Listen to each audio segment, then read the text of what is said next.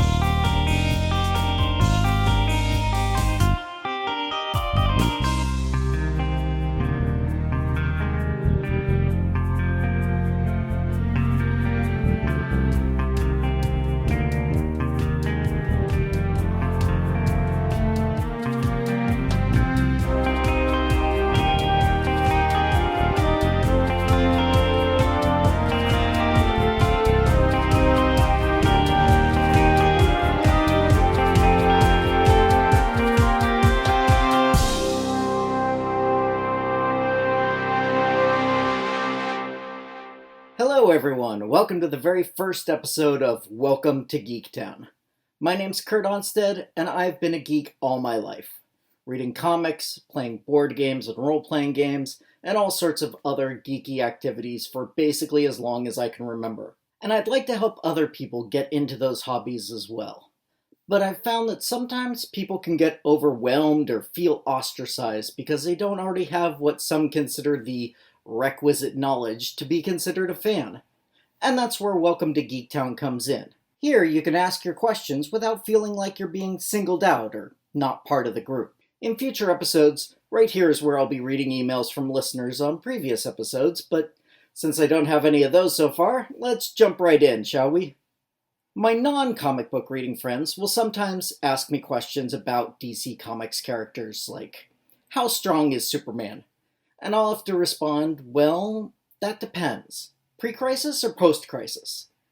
Since so many other questions about the DC universe and their characters depend on what time period you're talking about, I thought I'd make this first episode about the different eras and how they relate.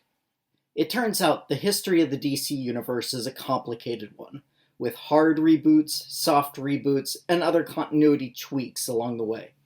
Let's go over the basics of those. In later episodes, I'm sure we'll go into more detail on specific periods, but for now, an overview. In the beginning, there was one Earth. But not Earth 1. That would come later. Don't worry, you'll get that joke by the end of the episode. The DC Universe basically got started when Superman first appeared in Action Comics number 1, published in 1938.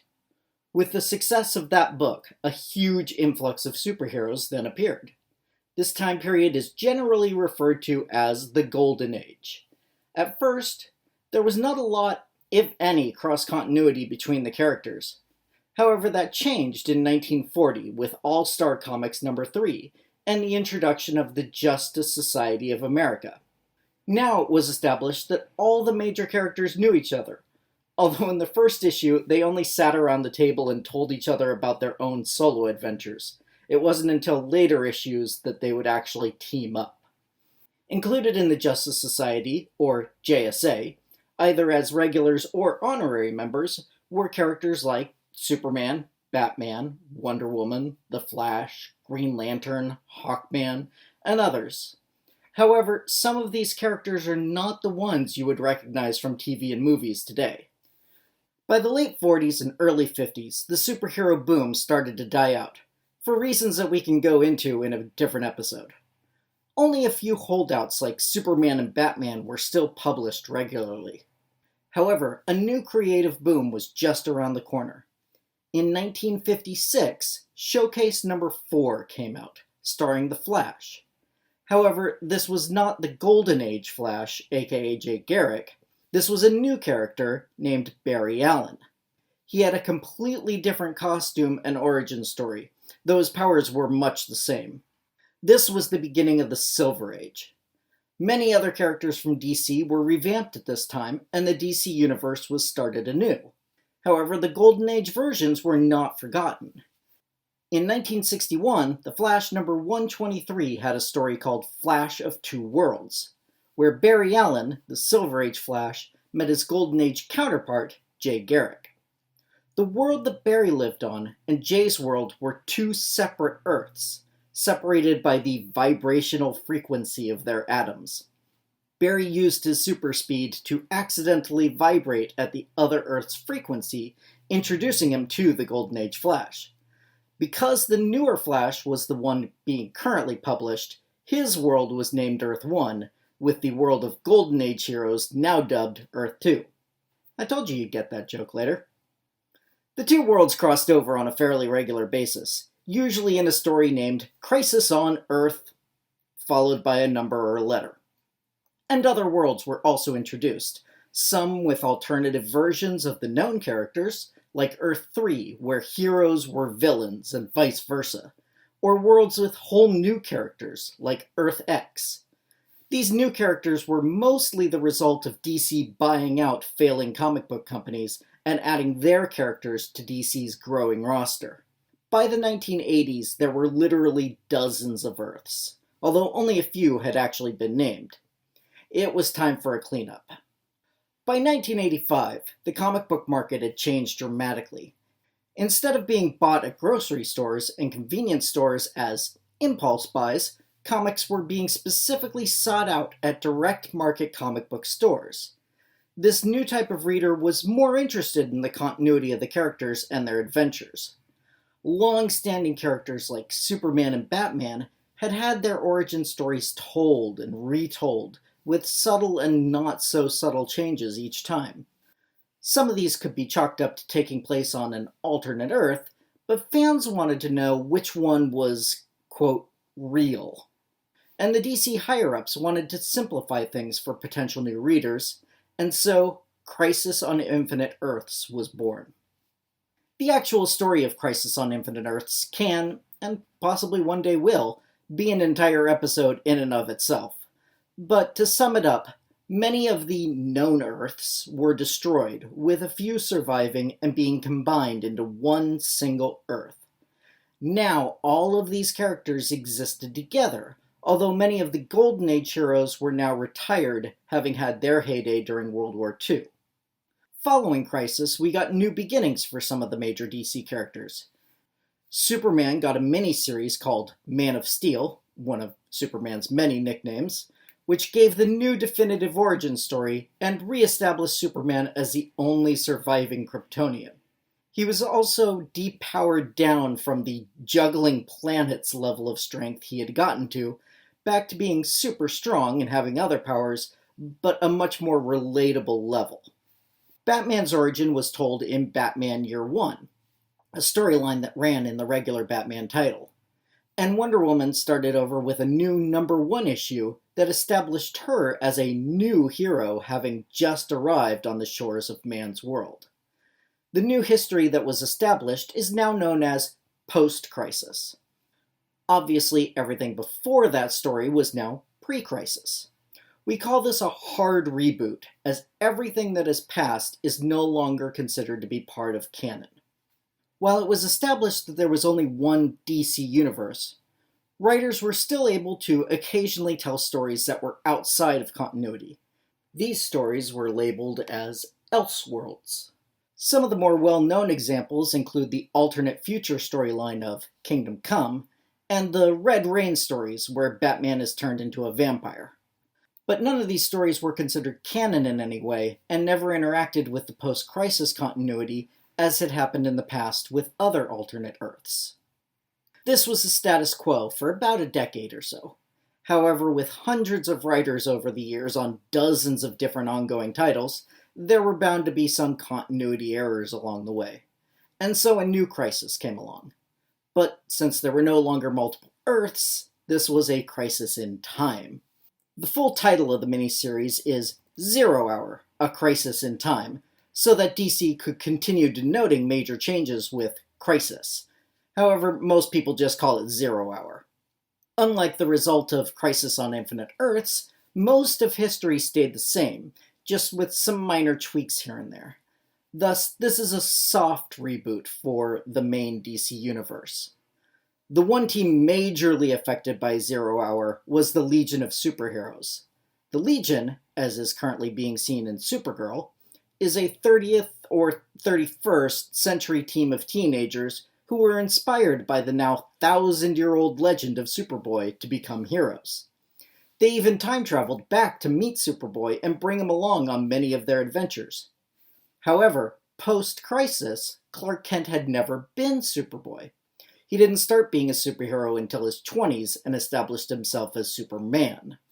So, some hand-waving was done at the time, establishing the Legion as taking place in a, quote, pocket universe.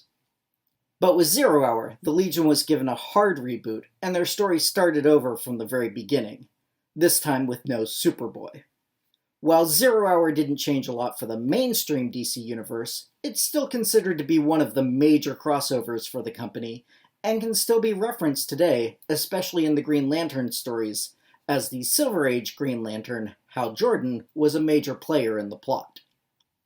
The Single Earth version of the DC universe continued all the way pretty much as is until 2006-2007. In 2006, Infinite Crisis was released, not to be confused with Crisis on Infinite Earths. A follow-up miniseries titled 52 came out, focusing on some of the lesser-known heroes, as the story takes place in the year, or 52 weeks, after Infinite Crisis. This was released as an ambitious weekly series, running, you guessed it, 52 issues long.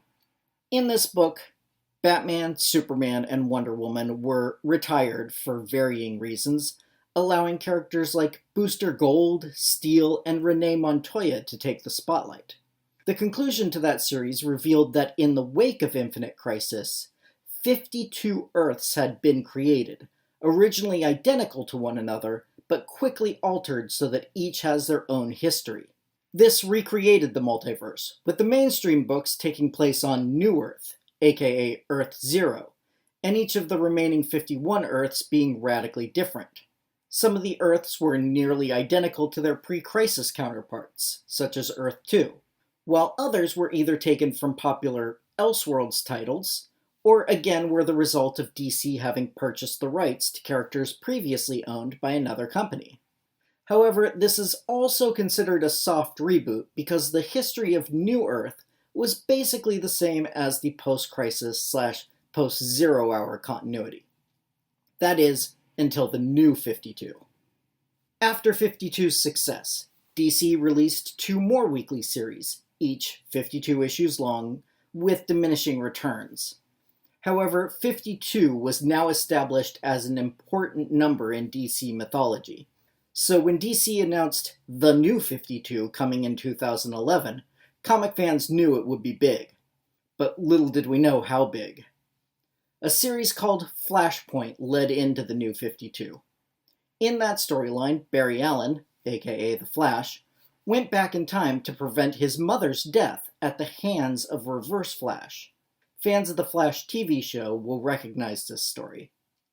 However, time got messed up and created a whole new timeline where Superman was not to be found, Atlantis was at war with the Amazons, and Thomas Wayne, Bruce's father, became Batman to avenge his son's death rather than the other way around.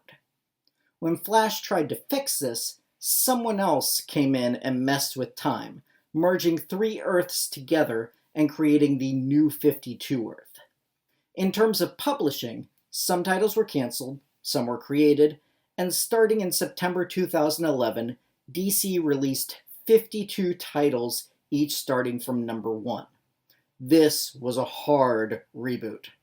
It was established that the heroes of the DC universe had been around for about 5 years, with their backstories being told mostly in flashback or in titles taking place entirely in the past, including Action Comics and Justice League. Costumes were redesigned, histories were changed. Nothing was how anyone remembered it. Except 2. Green Lantern and Batman's issues pre-New 52 were being written by very popular authors Jeff Johns and Grant Morrison, respectively. So while their books did start over with new number 1s, the storylines pretty much continued as is. And so Batman, despite only being active as a vigilante for 5 years, has had 4 Robins, including an 8-year-old son whose mother is one of Batman's villains. And the Green Lantern ring has somehow been in the hands of 4 different people in 5 years. And, as mentioned earlier, 0 Hour is still an important part of that book's continuity. It's a little confusing. For the most part, online fan reaction has been fairly negative against the New 52 reboot. So perhaps it's not too surprising that now we're experiencing a rebirth. Some of the characters who were missing from the New 52 continuity have made their way back, and we're slowly discovering that the person or entity that created the New 52 world back in Flashpoint did so by taking Earth Prime and taking away bits of time. 10 years to be precise. As this storyline plays out, more and more of the pre-New 52 continuity is being returned, albeit somewhat haphazardly. As of this podcast, the miniseries Doomsday Clock is coming out, and seems to be promising some explanations for all of this, while at the same time bringing in the characters from the famous Watchmen graphic novel into the mainstream DC universe. How this ends up, and whether or not we're in store for another reboot, hard or soft, remains to be seen. So to sum up, your basic time zones for the DC universe are pre-Crisis, with a Golden and a Silver Age, post-Crisis, post-Zero Hour, post-52, the New 52, aka post-Flashpoint, and Rebirth. However, for hard reboots only, it's just pre-Crisis, post-Crisis, and the New 52. Now, if this has piqued your interest in any of these stories, please visit www.welcome2geektown.com. In the show notes, I'll have links to purchase on Amazon some of the stories mentioned here, and if you purchase anything through that link, it won't cost you any extra, but I'll get a small cut that will help cover the costs of hosting and bandwidth. If you have questions you'd like me to cover in future episodes, or you'd like to, please send me an email at welcome2geektown, that time it's all spelled out, @gmail.com. You can also check us out on facebook.com/welcome-to-geektown or Twitter @geektownpodcast. In the meantime, please subscribe and give me a review, preferably 5 stars, over on iTunes to help other people find the show so we can all tell them, Welcome to Geektown. Welcome to Geektown is written, narrated, edited, and produced by me, Kurt Onstead. Theme music by Aaron Levitz, logo art by Archie Santana.